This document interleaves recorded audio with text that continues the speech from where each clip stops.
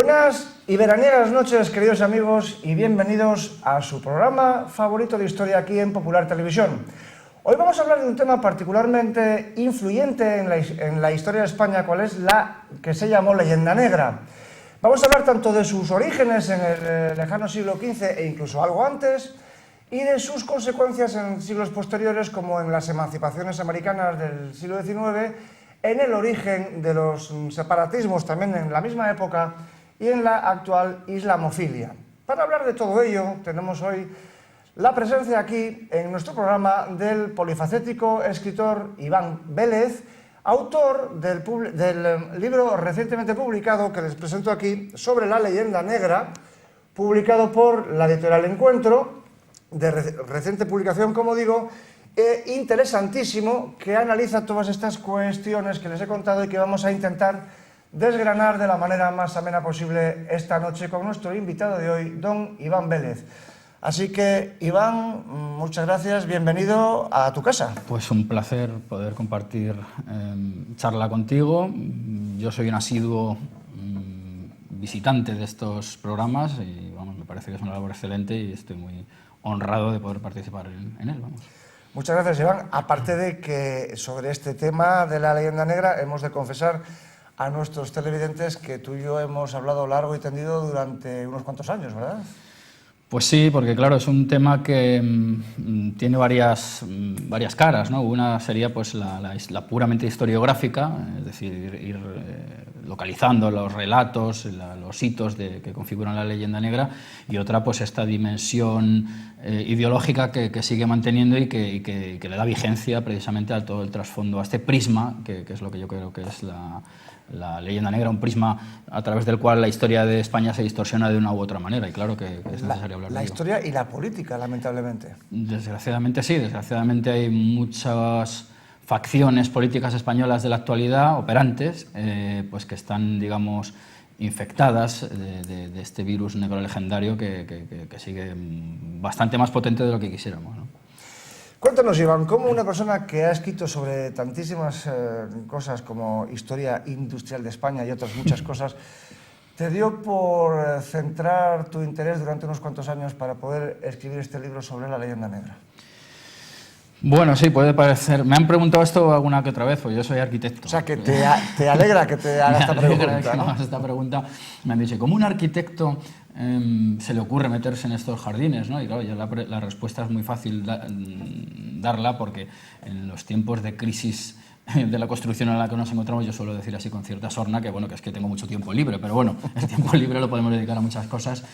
Y a mí este es un tema que me ha interesado desde hace tiempo, porque al interés que yo he tenido, casi siempre yo creo, por la historia de España, pues se añadió algo que podemos llamar la filosofía de la historia, que es un poco lo que yo he tratado de hacer en este libro, con mayor o menor fortuna. Entonces, ¿cómo me da por investigar este asunto? Pues el proceso fue más o menos el siguiente. Yo soy un colaborador de la Fundación Gustavo Bueno y en la Fundación Gustavo Bueno se lleva a cabo una cosa llamada Proyecto de Filosofía en Español, donde se rescatan textos y, pues de muchos temas, de muchos tipos. Y hay una sección que yo invito a que los televidentes visiten, que se llama Rótulos, en el cual se rastrean el origen de ciertas expresiones. Y yo lo que empecé es a rastrear el de la Leyenda Negra. El de la Leyenda Negra. Da la dirección de la página web para que nuestros televidentes lo puedan... Bueno, la página web en la Fundación Gustavo Bueno. Fundación Gustavo Bueno, fgbueno.es, y luego filosofia.org. Sí. El que quiera pues puede entrar ahí, hay una cantidad ingente de materiales, muchos de ellos solamente se pueden encontrar ahí, todo textos en español, lógicamente, sí. Y bueno, yo lo recomiendo. Entonces, como digo, hay en el buscador, si alguien pone rótulos, aparece una serie de pues yo que sé, alma catalana, por ejemplo, ¿cuándo se empieza a utilizar? Españolista, ¿cuándo se empieza a utilizar? Y entonces, que estaba sin hacer la de Leyenda Negra, y bueno, pues me puse a indagar hasta que encontré varios usos, y luego entre esos usos, a finales del 19, encontré el que es el primero que hasta la fecha yo conozco. No digo que no pueda haber algún anterior, aunque no creo que muy anterior. Y este es un uso que le da en 1899 Emilia Pardo Bazán en unas conferencias que da en París. en abril del 99. Interesante la fecha, justamente, ¿no? Claro. Recién terminado el desastre del 98. Sí, efectivamente, en el 98 se produce un rebrote de la ideología negrolegendaria, incluso se reedita la obra de Las Casas, y son los useños yanquis o estadounidenses los que desempolvan esos textos y los vuelven a lanzar tras el casus belli del Maine, pues para darle una cobertura ideológica a la conquista de la perla del Caribe, que era una aspiración desde los tiempos de Jefferson. O sea, sí. Por cierto, ahora que mencionas esto del rebrote del asunto de la leyenda negra con ocasión del desastre del 98, he de aclarar a nuestros televidentes que sobre la leyenda negra, dando que es un tema realmente inmenso y de importancia trascendental, vamos a hacer 2 programas, no 1. Entonces, este primero de hoy lo vamos a dedicar a analizar el concepto de leyenda negra y a los orígenes de la leyenda negra, tanto, digamos, en su faceta inquisitorial como en su faceta americana. Es decir, en la época dorada, digamos, del Imperio Español y de la creación, por parte de los enemigos del Imperio Español, de la leyenda negra. Y en el programa siguiente, también con nuestro invitado de hoy, Iván Vélez, trataremos sobre las consecuencias que la leyenda negra tuvo en siglos posteriores, empezando por la utilización que de ello se hizo, de la hispanofobia, digamos, para legitimar el deseo de emancipación de las nacientes repúblicas hispanoamericanas en los años iniciales del siglo XIX. Posteriormente, como muy bien ha dicho Iván, el rebrote en el año 98, en concreto, como arma propagandística a favor de los yanquis en contra de la presencia española en América, y luego también de la gran influencia, enorme influencia que tuvo la leyenda negra en el nacimiento de los separatismos vasco y catalán, quizá más en el caso del catalán, aunque en ambos. Y finalmente también hablaremos de los últimos coletazos, digamos, de la mentalidad negrolegendaria, de la hispanofobia, que conducen, en primer lugar, a la islamofilia como reacción contra la cristianofobia, como consecuencia de la cristianofobia, y de los movimientos indigenistas que todavía siguen naciendo y desarrollándose en suelo americano. Hecha esta aclaración, Iván, vamos pues a hablar de la leyenda negra. Yo creo que quizás sería un pequeño homenaje que debemos al gran, no creador, pero sí por lo menos al gran sistematizador del concepto de leyenda negra, que fue Julián Juderías. Vamos a hablar un poco del libro que por cierto tengo aquí, del que luego hablaremos. Cuéntanos. Bueno, Julián Juderías gana un concurso que convoca, creo recordar, que la Ilustración española y americana, en el cual, pues, esto es interesante, porque si hemos dicho que en el 98-99 se acuña el término, no es que se acuñe, sino que se emplea ya con un sentido específico, porque sí que hay leyenda negra utilizado en español un poquito antes, pero en el sentido específico de leyenda negra antiespañola, con la crítica ideológica a todo lo que ha supuesto la obra española en Europa y en América, se acuña en el 99, pero en el 14 es cuando el mozo de lenguas, Julián Juderías, que era un hombre muy viajado, muy leído, muy influenciado por Juan Valera, pues hace una serie de entregas que acaban dando lugar a este libro, La leyenda negra y la verdad histórica. Me parece que le falta el subtítulo en esta edición. Lo mostramos a nuestros televidentes por si les interesa. Julián Juderías, La leyenda negra, es el primer gran clásico sobre esta cuestión, escrito en 1914 por Julián Juderías. Hay una nueva edición reciente de la Junta de Castilla y León. Es un libro realmente magnífico y es un libro clave en la historiografía española del siglo XX y de todas las épocas. Sí, y es un libro donde, efectivamente, como decías tú, sistematiza, porque hay muchos materiales que están dispersos, muchos los emplea Emilia Pardo Bazán, que es una mujer que escribió muchísimo. Emilia Pardo Bazán es una escritora de primerísimo nivel. De hecho, la Sociedad de Conferencias de París, cuando la invita para que dé esa conferencia titulada La España de ayer y la de hoy, pues es la primera mujer que es invitada a hablar en ese salón parisino.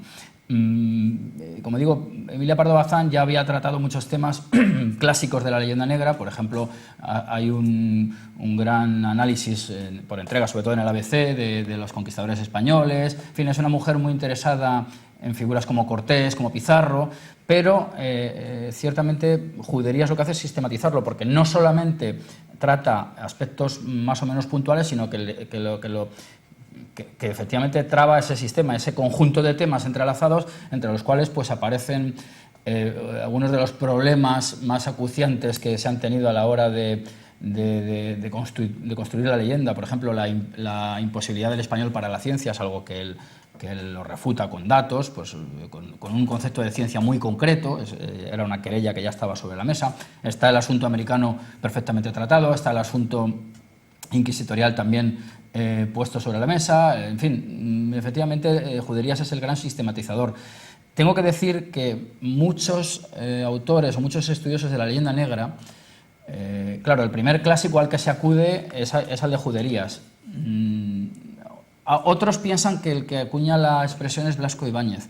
Y es cierto que Blasco Ibáñez, en unas conferencias que da en Buenos Aires en 1909, hay una de ellas titulada La leyenda negra. Ajá. Pero es que resulta que la potencia escritora, casi industrial, de Emilia Pardo Bazán hizo que esa conferencia que da en París en el 99 enseguida salte a la prensa internacional, la española entre ellas, y son muchos los que ya utilizan esa expresión. Claro. O sea que hay una serie de hitos, pero yo creo que el primer trazo así general lo da Juderías.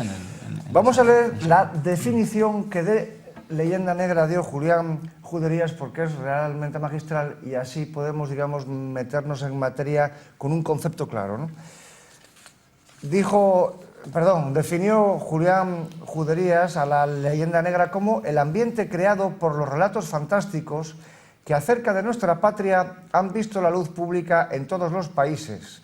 Las descripciones grotescas que se han hecho siempre del carácter de los españoles como individuos y colectividad, la negación, o por lo menos la ignorancia sistemática de cuanto es favorable y hermoso en las diversas manifestaciones de la cultura y del arte, las acusaciones que en todo tiempo se han lanzado sobre España, fundándose para ello en hechos exagerados, mal interpretados o falsos en su totalidad, y finalmente la afirmación contenida en libros al parecer respetables y verídicos y muchas veces reproducida, comentada y ampliada en la prensa extranjera, de que nuestra patria constituye desde el punto de vista de la tolerancia, de la cultura y del progreso político una excepción lamentable dentro del grupo de las naciones europeas. La verdad es que es una definición... Sí, está muy completa. Muy completa. Yo subrayaría además la última línea, una excepción lamentable dentro del grupo de las naciones europeas, porque evidentemente cuando esto se plantea, y hoy en día sigue siendo igual, el contexto en el que evidentemente analizamos España es en el contexto europeo occidental. Es decir, a nadie se le pasaría por la cabeza establecer un paralelismo entre España y China, o entre España y Afganistán, o entre España y Kenia. Estaba claro que el entorno histórico, civilizatorio, con el cual se comparaba España, era la Europa occidental, ¿no? La Europa rica, la Europa de los imperios de esa época, al fin y al cabo, ¿no? Bueno, está muy bien que aparezca la palabra imperio aquí, porque yo, como base doctrinal, digamos, de este libro, me tomé la obra de Bueno, España frente a Europa, en la cual se plantean con mucha nitidez esta clasificación entre imperios civilizadores y depredadores. Generadores, más que civilizadores, generadores, en el sentido de que el imperio español, por causas que son prolijas de describir, pero los hechos son los que son, ha generado una serie de naciones soberanas y políticamente pues corruptelas aparte, que eso es una cosa inherente a toda sociedad política, bastante superiores a los frutos que ha dado otros imperios como el francés. Estamos pensando en cómo está África y cómo está América, y creo que la distancia es enorme. Entonces, España pues, fue un imperio civilizador en todos los sentidos, además en el sentido absolutamente literal, puesto que España funda cientos de ciudades, reproduciendo un esquema más o menos común en todas ellas, que quedaría resumido en la Plaza de Armas, en la cual pues tenemos todas las instituciones jurídicas, políticas, penales, religiosas, y luego pues una configuración de propiedad privada, como sería la división de cuadras. Cuadra remite al cuadrado, a la cuadrícula, y bueno, pues es lo que hemos llamado un ortograma civilizador que se extiende en el terreno físico y en el terreno pues también de la configuración de sociedades. Los pueblos indígenas que son sometidos, hay que decir las cosas como son, ¿no? Sin relativismos posmodernos, ¿no? Los pueblos que son sometidos son luego posteriormente integrados en el grado que las posibilidades marcan, evidentemente, no todo de una manera homogénea, eso es claro. Frente a este modelo o este ortograma generador, que luego da la posibilidad de la emancipación de las sociedades ya maduras para ser soberanas, pues tenemos los imperios depredadores, de los cuales pues, son todos estos europeos con los cuales cotejaba juderías el nivel o acusaba esas diferencias. Esos modelos depredadores cuyos nombres son muy fáciles de decir. Es Holanda, es Inglaterra, es en gran parte Portugal con sus factorías. Es decir, son modelos pues, que han dejado completamente al margen a las sociedades preexistentes, a las sociedades naturales previas a su llegada, que como mucho han tenido acuerdos con ciertos caciques o gente distinguida, pensemos en la India, por ejemplo, y que la obra que ha quedado por detrás pues, la podemos ascribir a compañías comerciales. Es decir, esta es la gran diferencia y yo creo que eso sirve para quitarse muchos complejos y para que esta traza que da Juderías pues, la veamos incluso como positiva, ¿no? Claro, no hay por qué homologarse de esa manera tan miope, ¿no? Vamos a ir dando pasos entonces en el tema y una vez definido lo que es el concepto de leyenda negra y definido el contexto político internacional en el cual se empieza, digamos, a hablar y a escribir sobre ella, que es finales del siglo XIX, vamos a los orígenes de la leyenda negra. Y curiosamente tenemos que hablar de Cataluña, ¿verdad? Pues sí, tenemos que hablar de Cataluña porque... Y digo curiosamente, si me permites, o de Aragón. Y dicho con la peor de mis intenciones, porque precisamente una de las acusaciones que el catalanismo hizo desde el principio fue que la parte oscura, oscurantista, reaccionaria, impositiva, imperial, belicista, etcétera, de España era la España castellana, mientras que Cataluña se distinguía por lo contrario. Y sin embargo no nos encontramos con que todos los eruditos que han estudiado la cuestión de la leyenda negra, la cuestión, para ser exactos, del nacimiento del sentimiento antiespañol, sí, tuvo origen precisamente en la expansión del reino de Aragón, llevado fundamentalmente sobre las olas, digamos, por los catalanes, antes del siglo XVI. Cuéntanos. Sí, sí. Bueno, pues sí, la verdad es que la expansión mediterránea, que es llevada a cabo por la Corona de Aragón, claro, es que aquí hay un juego muy interesado, porque cuando interesa por parte de los catalanistas, no de los catalanes, no hay que distinguir claramente. Está claro. No tiene nada que ver un catalanista con un catalán, no tienen por qué identificarse en nada, ¿no? Desde mi punto de vista son la antítesis. Bueno, lo son, claro. Vamos a ver, la expansión mediterránea del Imperio de Aragón, y digo que es curioso porque cuando se trata de cargar con las culpas se le endosa a Aragón, pero cuando se trata de intentar recoger los frutos, pues es una empresa catalana, ¿verdad? Bueno, pues se producen por parte de los almogávares, almogávares que por cierto es una palabra que no hay que circunscribir solo a Cataluña, porque era una especie de partidas bandoleriles o mercenarios, ¿verdad? Que actuaban en varios puntos de la España medieval, vamos a dejarlo ahí, ¿no? Y sí que es cierto que los grandes excesos que se cometen en Bizancio y sobre todo en Italia dan origen a ya un sentimiento de rechazo. Como sistematizador o persona que ha defendido esta tesis de que el origen brota en la Italia, en la cual los primeros pies españoles que pisan son los catalanes o barra aragoneses, es un sueco llamado Sverker Arnoldsson. Es un señor que en el año 60 publica un libro en el cual pues, detecta ya algunas de las constantes de la leyenda negra, de las acusaciones que desde la parte italiana se lanza a los españoles. Curiosamente, en el Mediterráneo oriental la palabra catalán se usa como insulto desde el siglo XIV. No es una cuestión reciente. Por ejemplo, en la lengua albana, catalán significa monstruo, y en la búlgara, desalmado. Es decir, el catalán viene a ser algo así como el coco, con el que se asusta a los niños, o como el Duque de Alba, con el que se asusta a los niños holandeses, ¿no? Y en la gran literatura italiana nos encontramos con ecos anticatalanes tan notorios como la avara pobreza de los catalanes que decía Dante, la vil estirpe de mercenarios y traidores, nada más y nada menos, que escribió Petrarca. Y hay un cronista del siglo XV, Giovanni Villani, que escribió que Pedro III el Grande de Aragón era, abro comillas, valiente y de gran corazón, pero como catalán de naturaleza felona. La verdad es que son palabras realmente contundentes que está claro que reflejan una catalanofobia que finalmente se acabaría, como es lógico, convirtiendo en hispanofobia. En catalán, que por cierto significa castellano. También está bien decir eso porque, en fin, pues, que además da muchas pistas el hecho de que signifique lo mismo, porque se trata de una especie de reinos que van avanzando como por oleadas y que van determinando ciertas líneas defendidas lógicamente por castillos. Porque ahí lo de castellanos, catalán y castellano en español.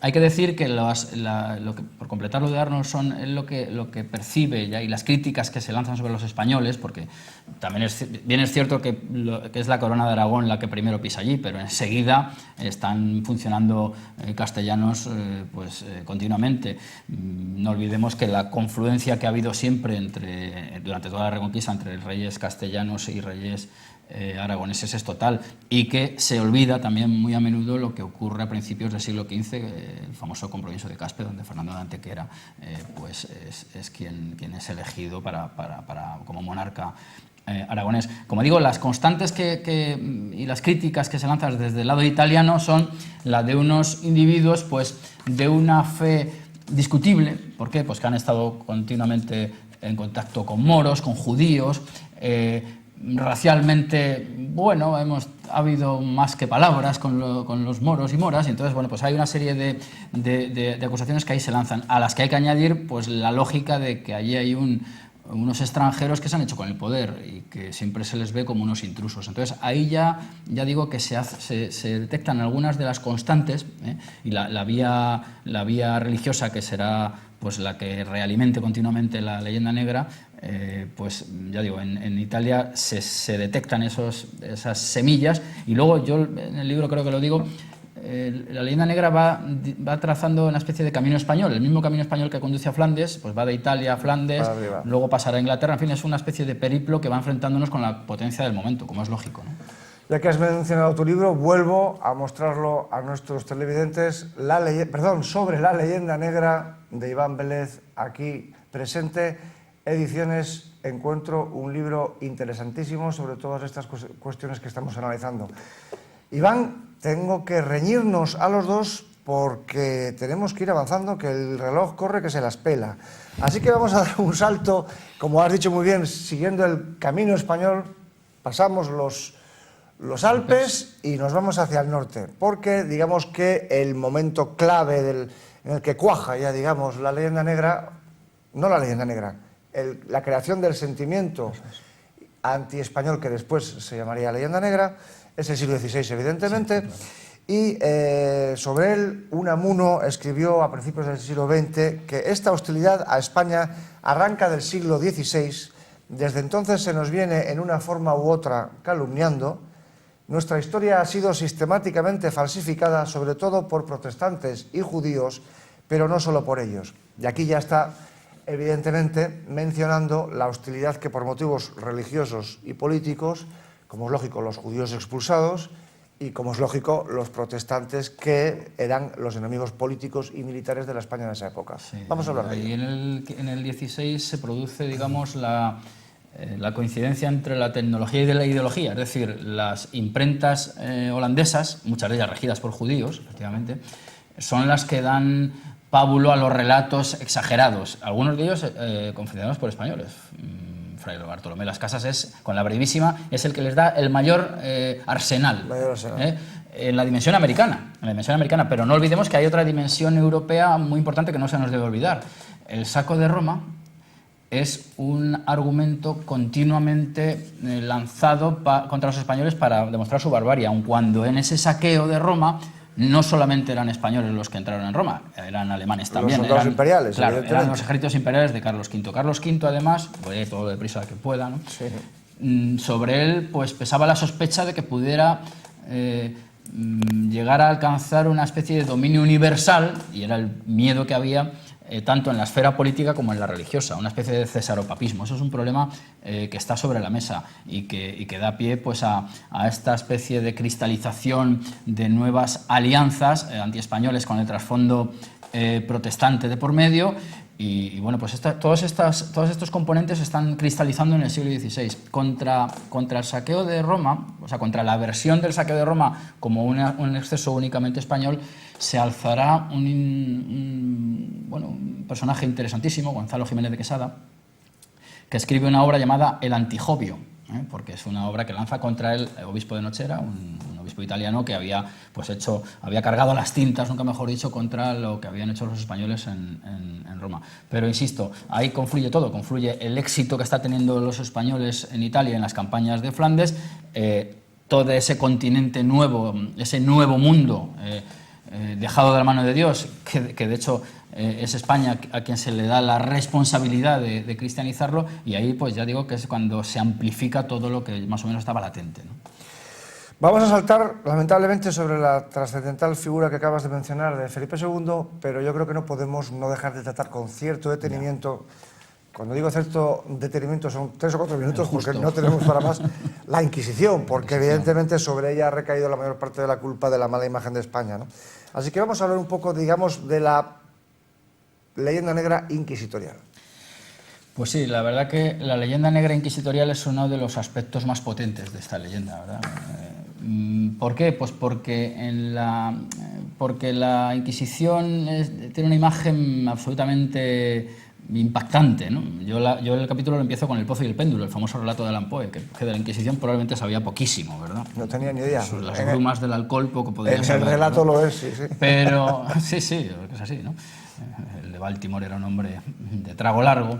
Y bueno, pues vamos a ver, la Inquisición, hay 2 tipos de Inquisiciones, bueno, no vamos a perdernos en ello, pero bueno, digamos que la implantación en España, que se le venía reclamando desde fuera, ¿no?, es tardía, aun cuando también hay que decir que la eclesiástica donde primero se implanta es Aragón. Pero bueno, sí, la Inquisición española, que todo el mundo tiene en mente, la de estos sádicos quemando continuamente gente en los autos de fe. Entre paréntesis, leyenda decimonónica. Es que es lo que quería decir, efectivamente. Sí, sí. Lo que quiero dejar claro es que la implantación es tardía.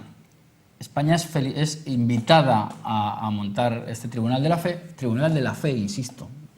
Estamos viendo quiénes son aquellos malos cristianos, no estamos juzgando a quienes no lo son, sino aquellos que son judaizantes, por ejemplo, son los que, o protestantes, eran los 2 grandes grupos que podían verse amenazados por los autos de fe.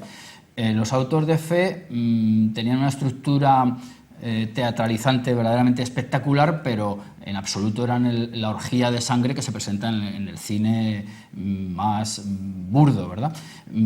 Hay que decir que a la Inquisición pertenecían las gentes más distinguidas, ¿eh? La gente quería ser familiar de la Inquisición, que era uno de los cargos que había. Hay que decir que los primeros inquisidores generales eran conversos. Judíos conversos. Eran judíos conversos. Empezando por Torquemada. Y por Deza. Diego de Deza también era un judío converso. Es decir, que era un tribunal, además, garantista.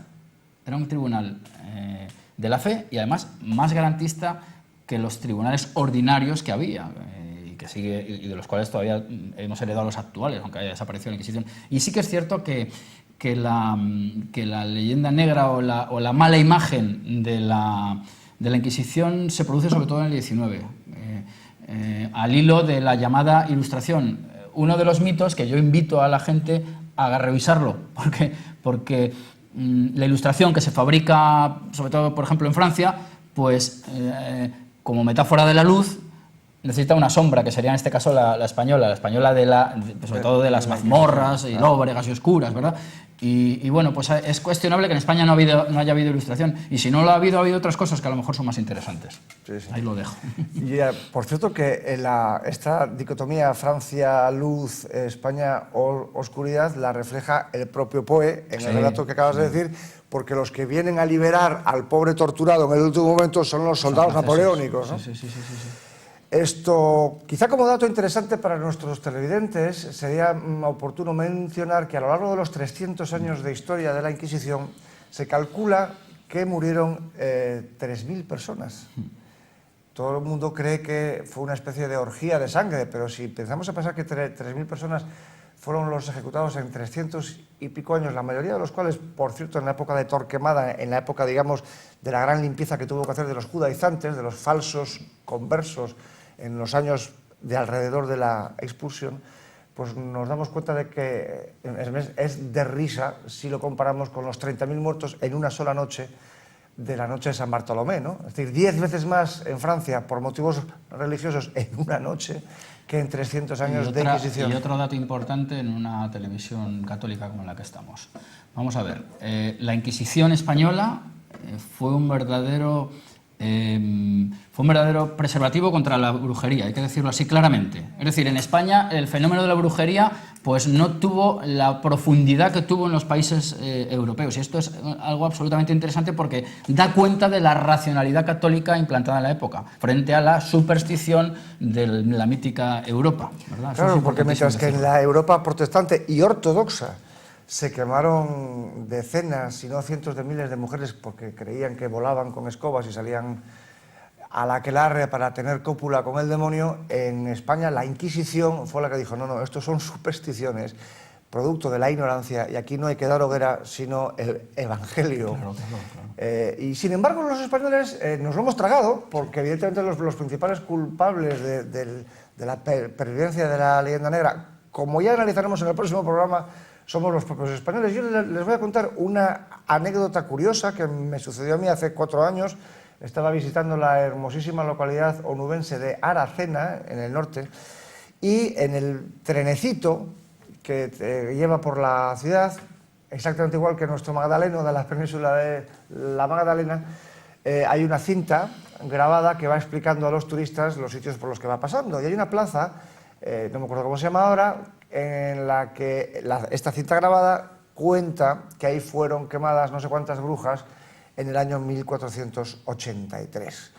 Y entonces yo pensé, brujas en Aracena en 1483, no me lo creo. Los únicos procesos de brujas dignos de ser tenidos en cuenta son los de Zugarramurdi, los de Logroño, ya en el siglo XVII, y que justamente a partir de ahí fue cuando se dijo que todo esto era una tontería. Claro. Y en el trenecito, como digo, se decía que aquí habían muerto no sé cuántas brujas. Y entonces yo pensé, no, aquí lo que habrán muerto son judíos. Porque el problema político, que no supersticioso, sí, político, de esa época eran los judíos. Muy bien, muy bien. Y efectivamente lo consulté, y los que habían muerto ahí eran no sé cuántos, 10 o 15 judíos, porque era un problema político. Y sin embargo, a mí lo que me llama la atención es este masoquismo español de, no, vamos a decir que eran brujas para que los turistas lo vean, entonces damos una sensación más morbosa, más ignorante, más supersticiosa, cuando la realidad era pues, una cuestión política dada por el tema de los judíos. Yo por contar otro chascarrillo, en una localidad que ahora mismo no recuerdo cuál es, de mi cuenca natal, de mi provincia, creo que van a hacer un museo de las brujas y bueno, pues no, es que no me apetece ni indagarlo porque creo que es una especie de variante pintoresquista ridícula de los españoles y verdaderamente que demuestra la estulticia dominante. Aquí tenemos un absolutamente vergonzoso museo de la tortura en Santillana del Mar, es una cosa alucinante, que no tiene nada que ver con la historia y que simplemente instrumentos inventados en el siglo XIX, ¿no? ¿Cómo se llamaba? La doncella, el sarcófago que se cierra sobre sí misma. Unas tonterías absolutas, ¿no? Eso es más propio de un grupo heavy, ¿verdad? Sí. Que un historiador. Que historiador. Vamos a dar otro paso porque el reloj siempre va a velocidad de ventilador, querido Iván.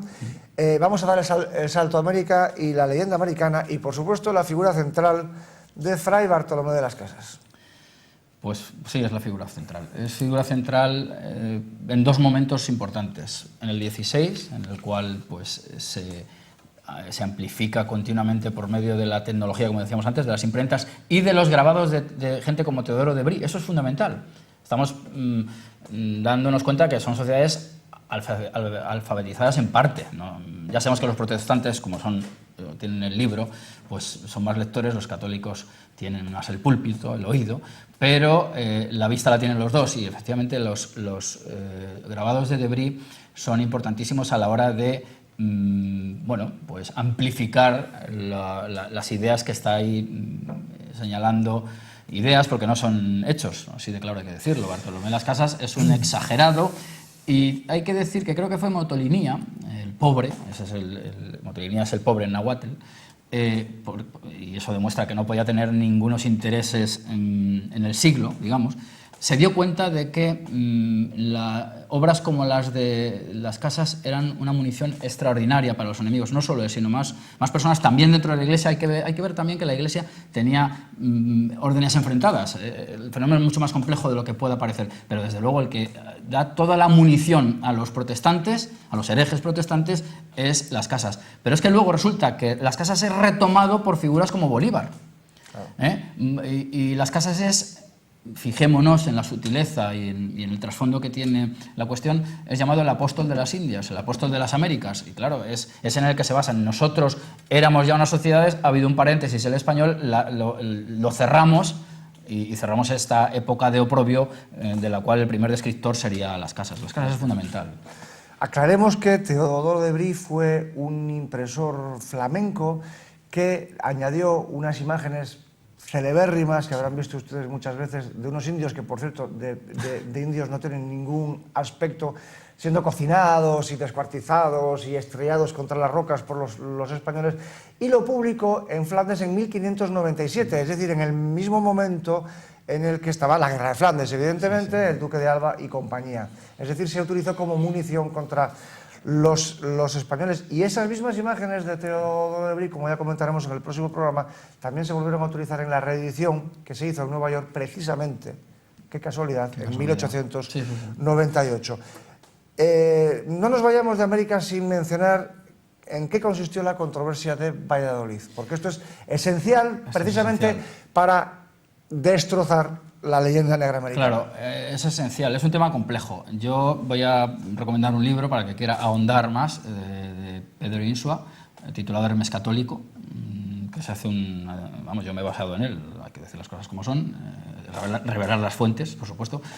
Bueno, lo que ocurre es lo siguiente: ante las alarmas que provocan el sermón del cura Montesinos, previo a Las Casas, y la obra de Las Casas, al emperador se le traslada la idea de que se va a condenar porque está cometiendo en su nombre se están cometiendo enormes atrocidades en América. Bueno, no hablemos de cifras porque ya es delirante, hablan de millones y millones, cuando claro, los estudios poblacionales pues dicen que es imposible que hubiera tal cantidad de gente allí. Pero bueno, la cuestión es la siguiente: ¿se debe o no continuar con la empresa americana que implica todo lo que ya sabemos? Pues se da un hecho inaudito en el Imperio Español, y es el parón que supone... un hecho inaudito en la historia del mundo. Del mundo, sí, efectivamente. Se para la conquista y entonces se enfrentan dos posturas, la de Sepúlveda, Ginés de Sepúlveda, y Las Casas. Hay que decir que, aunque aparentemente quien gana, y para el vulgo, digamos, el que ha ganado es Las Casas, quien gana es Sepúlveda, porque la conquista continúa. ¿Y por qué continúa? Pues porque se da ya una doctrina de la guerra justa que la elabora Sepúlveda. Voy a decir también un asunto que creo que es interesantísimo de saber, y ya digo que remito al que quiera que lo estudie más en profundidad porque el tiempo no nos lo permite.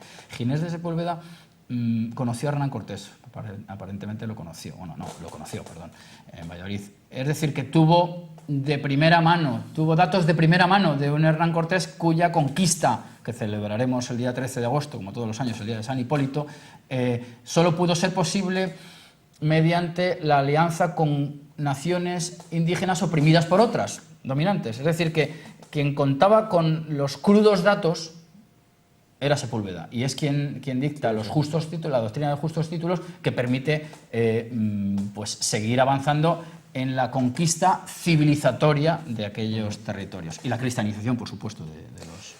Lo extraordinario de la discusión entre Las Casas y Sepúlveda fue que es el único caso en el que una potencia imperialista se cuestiona su derecho a hacerlo. Es decir, los ingleses ni por supuesto los franceses, ni ningún otro pueblo que haya conquistado otros continentes, jamás se ha replanteado su legitimidad. Y añadiría una cosa más para cerrar este capítulo.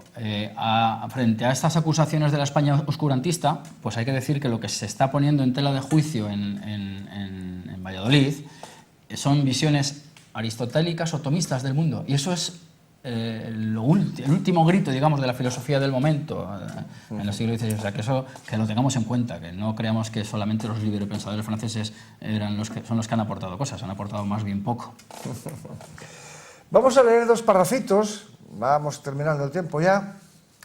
Para cerrar la cuestión de la leyenda negra americana, voy a leerles unos pocos párrafos. Por ejemplo, una instrucción de los Reyes Católicos de 1501, diciendo al gobernador de las Indias: otros sí procuraréis como los indios sean bien tratados, puedan andar seguramente por toda la tierra, en ninguno los faga fuerza, ni los roben, ni fagan otro mal ni daño. Y la Real Provisión de la reina Isabel, de 1503, 2 años después: mando a vos, gobernador, que fagáis pagar a cada uno el día que trabajare, el jornal de mantenimiento que según la calidad de la tierra y de la persona y del oficio vos pareciere que debiere haber, lo cual hagan y cumplan como personas libres, como lo son, e non como siervos. E faced que sean bien tratados, e los que dellos fueren cristianos mejor que los otros, e non consintáis nin deis lugar que ninguna persona les haga mal ni daño, ni otro desaguisado alguno.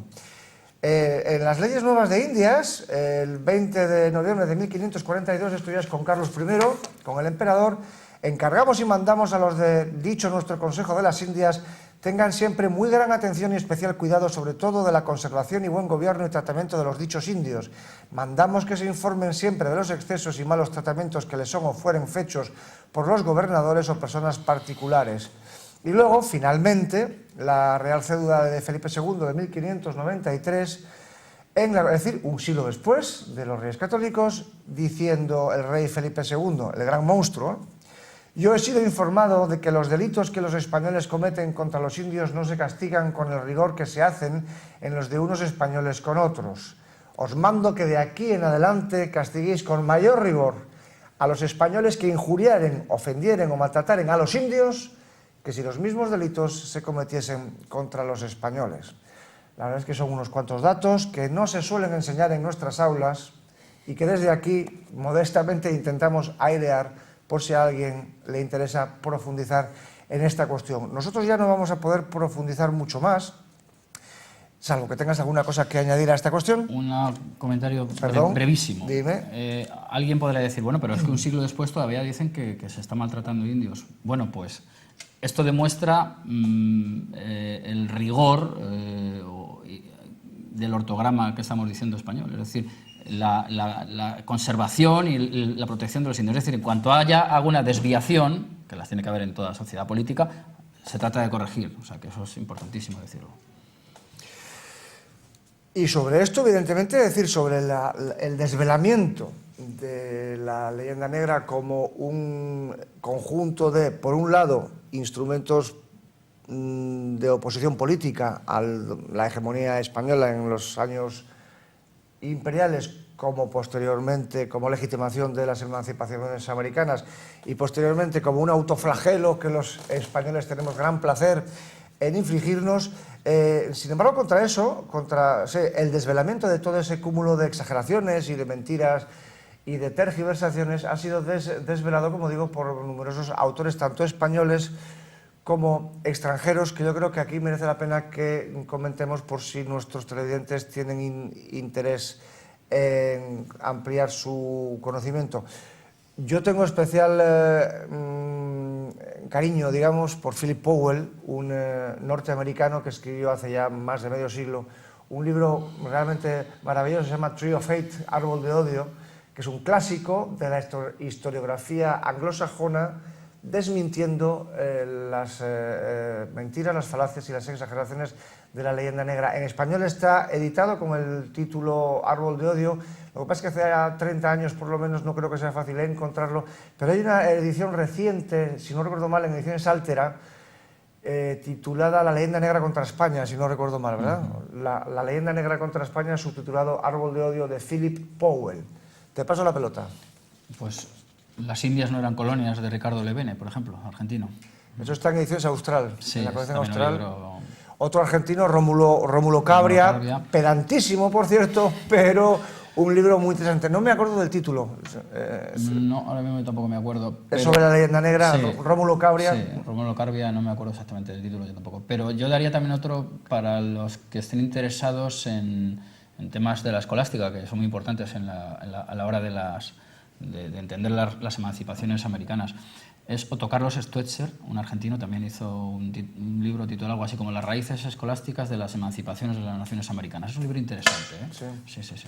Y luego, digamos, como analistas generales de los siglos imperiales españoles y que además han dedicado monografías a aspectos concretos de la ley negra como la Inquisición, tendríamos que hablar de los británicos Eliot y Kamen. Kamen tiene varios libros porque ha ido escribiendo sobre ello a lo largo de su vida y tiene varias ediciones sobre la Inquisición, que son realmente interesantes, de Kamen, y luego los de John Eliot sobre el Imperio también son... Es más, John Eliot ha participado en muchas ocasiones en simposios y en conferencias y ha hecho montones de declaraciones en la prensa española. Si tienen ustedes ganas y tiempo, busquen en las hemerotecas porque hay muchas entrevistas y muchos textos de John Eliot en la prensa española hablando precisamente de las cuestiones de la leyenda negra y, en cierto modo, de su deseo de que en Inglaterra hubieran tenido también aún las casas, por poner un ejemplo, que ellos no los tuvieron y, por lo tanto, no se replantearon la legitimidad de sus conquistas, ¿no? Pero bueno, aparte... otro libro también muy interesante que se nos ha escapado, ya que hemos hablado de Fray Bartolomé de las Casas. Yo creo que si alguien quiere profundizar en la figura y en la obra de Fray Bartolomé de las Casas, hay un libro absolutamente maravilloso de Menéndez Pidal, nada más y nada menos, sobre las casas, nada favorable, por cierto, le colma de insultos, de paranoico y de un montón de cosas más. Una monografía, yo creo que también hace mucho editada, yo creo que es de los años 60, sí. No creo que haya vuelto a ser reeditada desde entonces, lo que demuestra la poca visión de los editores españoles que semejante joya no haya sido reeditada por lo menos en 40 años que yo sepa. Y luego, fundamentalmente, volvemos a hablar del libro de Julián Juderías sobre la leyenda negra, el gran clásico, el primer clásico sobre la leyenda negra escrito en 1914, y por supuestísimo el libro de nuestro invitado de hoy, Iván Vélez, sobre la leyenda negra, recientemente editado por Ediciones Encuentro, cuyo contenido es más desarrollado, evidentemente, con mucha documentación, muy amenamente escrito, lo que estábamos hablando ahora y lo que vamos a hablar en el programa siguiente. Así que si a ustedes les ha parecido interesante lo que hoy hemos simplemente esbozado, les recomiendo muy encarecidamente este libro, se lo vuelvo a decir, sobre la leyenda negra, Iván Vélez, Ediciones Encuentro. Bueno, Iván, pues hemos llegado al final, pero gracias a Dios no te vamos a decir adiós, sino hasta luego, porque en el próximo programa vamos a seguir hablando de las consecuencias posteriores de la leyenda negra. Se lo vuelvo a explicar a nuestros oyentes: el efecto de la leyenda negra en las emancipaciones americanas del siglo XIX, el efecto en el 98, el efecto en la utilización por parte de los separatismos en sus orígenes de finales del siglo XIX y en sus manifestaciones más recientes de indigenismo y islamofilia. Así que, Iván, te reto a que dentro de unos días nos volvamos a ver. Acepto el reto gustoso. La primera experiencia te ha parecido interesante, ¿no? Muy buena, sí. Gracias. Bueno, pues ya saben que estamos ansiosos, queridos televidentes, por recibir sus comentarios, sus preguntas, sus sugerencias e incluso sus parabienes, si los hubiera, que seguro que los hay a montones, sobre nuestro invitado de hoy, Iván Vélez, y sobre lo que hemos hablado. Nos gustaría muchísimo conocer su opinión sobre lo que acabamos de comentar y, por supuesto, sus opiniones sobre programas futuros. Y les recuerdo una vez más el correo electrónico al que ustedes pueden dirigirlo. Ahí lo tienen en el faldón de su pantalla: historiaspopulartv@gmail.com. Se lo repito, historiaspopulartv@gmail.com. Cuento con sus comentarios, cuento con sus preguntas, cuento con sus condenas, cuento con sus parabienes, cuento con sus alabanzas y, por supuesto, cuento con todos ustedes en el próximo programa de Historia e Historias aquí en Popular Televisión. Muy buenas noches.